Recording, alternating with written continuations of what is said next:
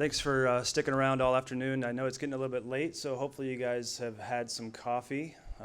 I did, and I didn't have any lunch, but if I pass out, don't call the ambulance, just get me an In-N-Out burger or something.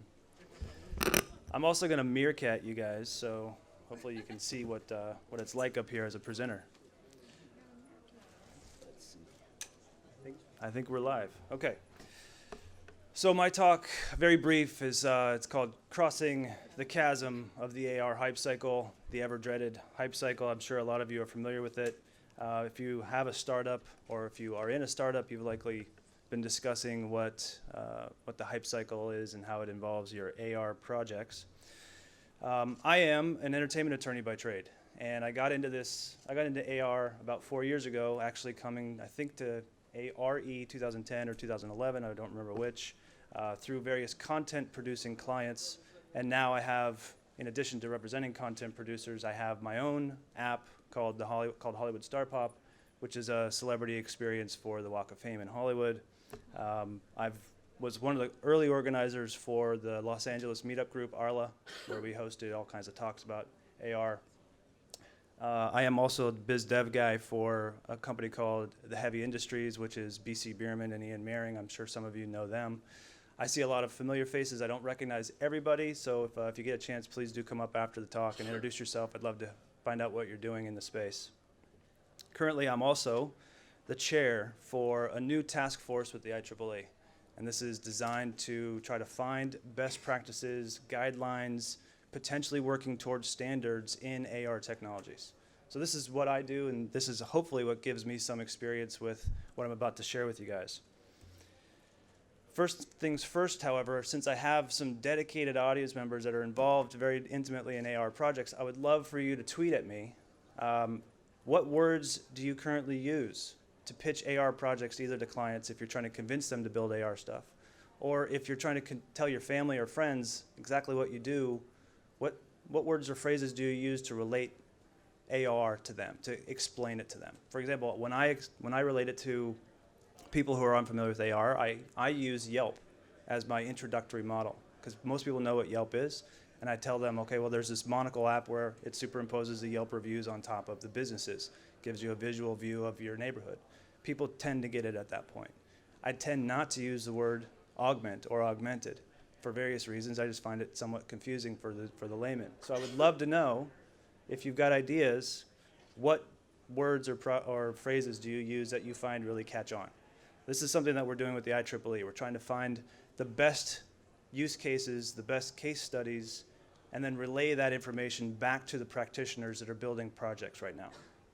So this is just some quick input, and I'll try to reply to everybody who sends me any details. I'll do a summary, but it'll also obviously be searchable on Twitter if you just look at the hashtag AR words. So include the hashtag AR words. All right, so this is the hype cycle, if nobody's familiar with it. It's been presented here before. I know lots of people have talked about it in the past. This is 2014's version of it. It comes from Gartner. Gartner analyzes various emerging technology groups, and you can see the highlighted version here. Augmented reality is right on the downslope. So that gives you an idea of what outside analysts think of when they think of AR right now. Classic example is if you're at the top of the peak, everybody's talking about you, not exactly sure what you do yet. The trough of disillusionment at the bottom, which is where they are projecting augmented reality is headed right now, means that there's starting to be a lull in the media and attention, et cetera. And maybe the killer app hasn't emerged yet. So this is where Gartner's putting us. It may or may not be important that they do this, but it at least gives some people a framework for how to talk about what's happening in the space. And I apologize, I haven't practiced this yet before this talk before, so I'll probably be talking to my slides a little bit, but hopefully it'll all be really interesting information for you. So this is where AR has been on the hype cycle.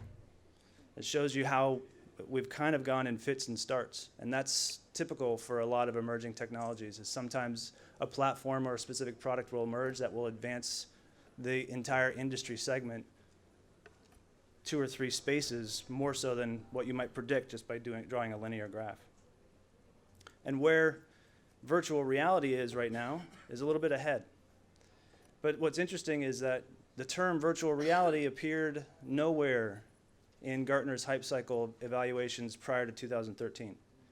And what happened was in 2012, obviously, Oculus came out and instantly bumped virtual reality up over the top of that peak, down into the trough, and even a little bit ahead. So the emergence of one particular product or platform can really have a dynamic impact on what's happening in the space. Where are we going to this year? Somewhere here, right? Don't know where yet. Gartner has a whole list of qualifications or characteristics that an industry might meet, and some of those are highlighted here in the dotted circles. It gives us some milestones for where they might try to put us for 2015. Now, if you look up at the center top, up by 2015, we've got methodologies and best practices developing. Well, that's what we're doing at the IEEE working group that I'm chairing right now. So I don't want to use that necessarily as a marker or a milestone for where we might be actually be on the map, but we're starting this process. So we're somewhere in this vicinity, not sure yet. And what can we do at this point? So if 2014 is prior to the trough of disillusionment, prior to this lull, it would be nice if the entire industry vertical could work together and perhaps raise that trough up a little bit so it's not quite so deep. And how can we do that? This is one of the, if you go to this bit.ly link, hype cycle flattening, that's just something I shared with you guys. This is where I got this suggestion. These are other analysts that are looking for ways of streamlining their various markets. So they're suggesting that in these yellow, purple, brown zones, over on the right-hand side, you can see some steps you can take to try to flatten the hype cycle, to make it less severe. And right now, if we're in this brown zone, customer success stories, real value, sharing anecdotes or case studies of when AR was implemented and what kind of return did it generate. Really interesting information, but as far as I know, not easily accessible to most practitioners. So if you're in a startup or if you're in an agency and you're constantly pitching these projects to your clients, it would be nice to be able to say, yeah, if you spend $5,000 here, you'll get 4x return, 20,000 back in some sort of return, or some sort of metric that guides the conversation. Which brings us to the technology adoption cycle. So this is the chasm part. Where are we right now on this? And if anybody is familiar with this is from Geoffrey Moore. So this is typically when you're in a startup and you're trying to get your product beyond just the visionary stage, the early adopter stage, and get it out to mass market. The chasm is you can no longer refer to the innovation or the cutting edge elements of your product. You need to now relate to your customers in a different method altogether, which is with the pragmatists, the early majority, these people have certain pain points that they're looking for solutions for. But they want something that's tested. They don't want something that's innovative. They don't care how cutting edge it is. All they have is they have pain and they want it solved. So Geoffrey Moore proposes that this is a chasm. This is widely known by a lot of people, so probably most of you have seen a lot of this stuff. But if you're not in a startup, if this is a whole industry vertical, you can't really identify a beachhead per se, which is what Jeff's suggestion is for a startup. Find some niche market and go attack it, and then expand from there once you're in for the pragmatist market. How do you do that as a vertical, for the whole industry, if you're not just one company? Well, I talked to him, and he had some prescriptions for it, and I'll get to those in a second. But if you combine the hype cycle and crossing the chasm ideas, 90% of the hype cycle happens before the chasm occurs, right? 90% of the hype that Gartner's talking about is just for the early adopter and visionary markets. It's not for the mass market. So we're somewhere, I think, in that zone, and I'll tell you why I think that. Here's what Jeff replied to me when I asked him. I told him I was going to be telling the AR world that we are somewhere trying to cross the chasm. What does he have to say about this? He took a look at some of the AR media that's out there, and he admittedly is not very familiar with AR. He thinks it's definitely pre-chasm, so it's still within the visionary zone. He also thinks that it requires a more complete ecosystem. I think we have a lot of that, right? So the mobile phone really opened up a lot of AR's opportunities, but when I'm trying to convince a user or a client that their users need to be looking at the world through a 3-inch screen, it's sometimes a tough sell.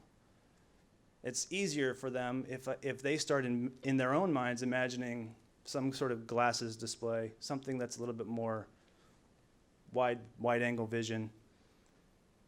So that's where I put this question mark. Hardware perhaps could be some of these glass developments as opposed to what we currently have here, which is great, but he thinks that the ecosystem needs to be different in that way.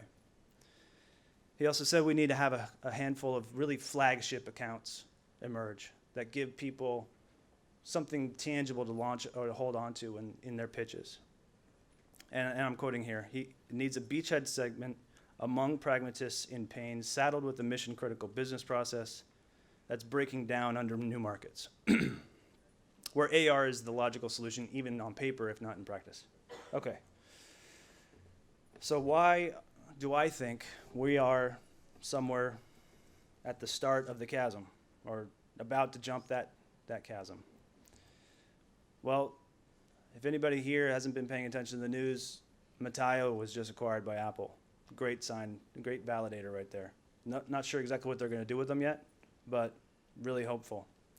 Vuforia, probably one of the biggest platforms we've got, has changed their entire pricing structure out of whether it's internal dynamic need or whether it's just reflective of the fact that there's now a more mature customer base. I think it's the mature customer base. They're ready to start charging. And then Magic Leap and HoloLens.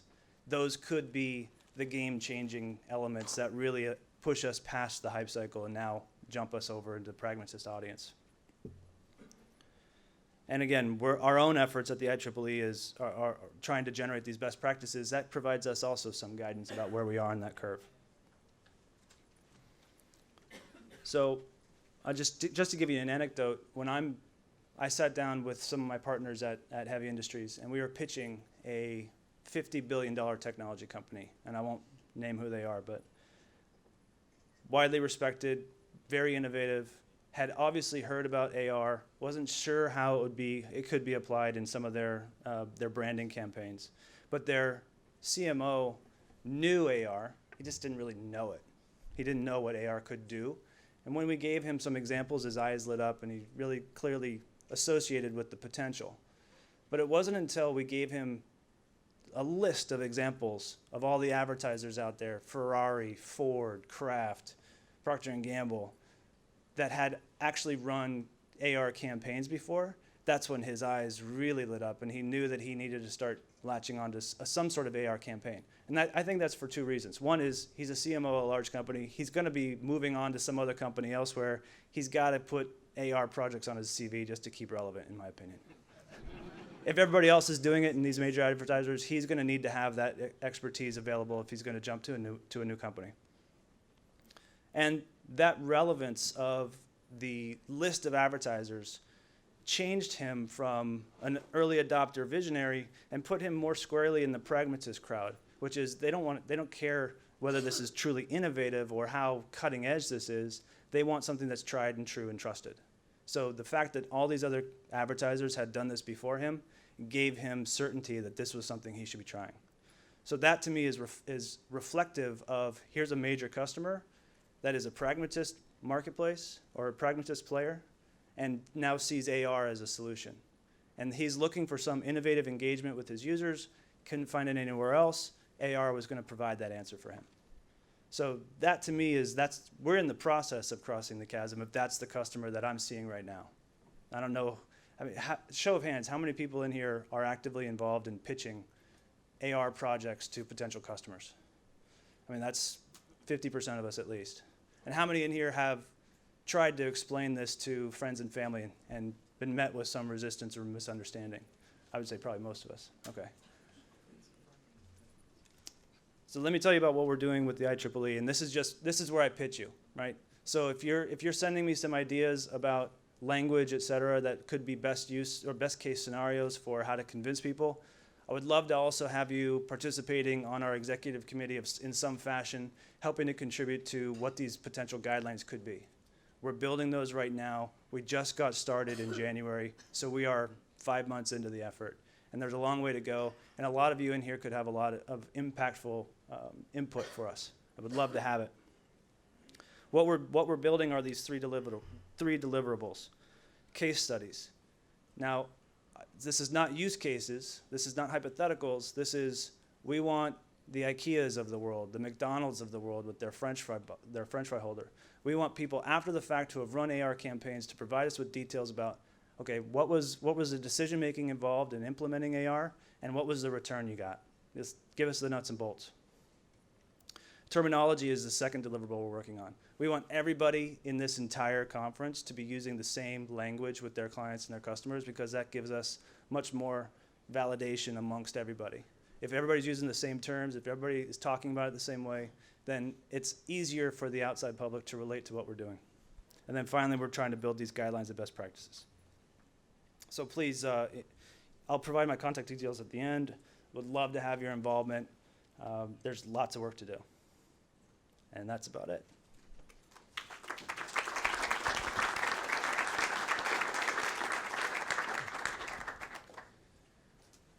We're running very late, so we have time for about one question before we move on to the next speaker. You're saying that the hype cycle shouldn't be inevitable, right? In flattening it.